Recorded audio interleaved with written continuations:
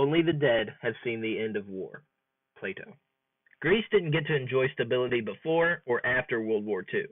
Ever since the First World War, Greece's political factions struggled for their own power. Monarchists, Republicans, and Communists all wanted a different form of government for their country. During World War II, Greece sided with the Allies but was brutally invaded by the Axis powers. The Greeks would not just let their country be overtaken, however. Multiple guerrilla forces fought the occupation, including the communist-backed National People's Liberation Army, or ELOS, and the National Republican Greek League, or EADS.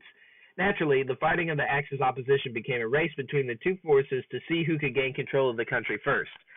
Germany recognizes the impending conflict between the two forces and pulled out of Greece. EADS and ELOS can now focus on their true enemy, each other.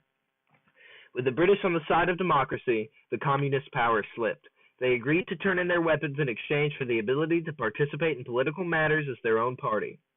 With this, the Greek monarchy was fully reinstated with King George II. However, the communist amnesty did not last long. In 1946, an official terror campaign from the government on the remaining members of what was now known as the Greek Communist Party, as well as a guerrilla war from the communists, began. Britain struggled to keep up the fight and asked the U.S. for assistance.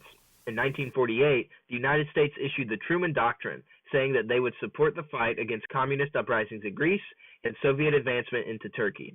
This began the Greek Civil War proper. As the fighting went on, the communists took over 28,000 Greek children to secret places in the Balkans to train them as soldiers. Many countries in the Balkans, especially Yugoslavia, supported the Greek Communist Party. However, when the communists backed Stalin and the disagreements between him and Yugoslavia's leader Tito severed ties with the communists in Greece.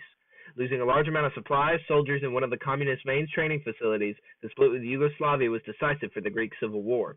On October 16, 1949, the Greek communists announced that they were ending all hostilities.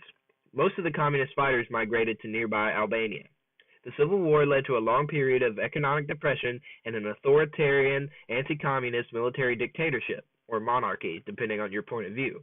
This lasted until the mid-70s when the people pushed for a socialist democracy and Greece joined the European Union. The Greek Civil War is important to the bigger picture of the Cold War for a few reasons. For one, it was one of the first times after World War II that a communist overthrow of a country failed. It also marked one of the first times the United States involved themselves in the affairs of other countries in order to combat communism, with the Truman Doctrine.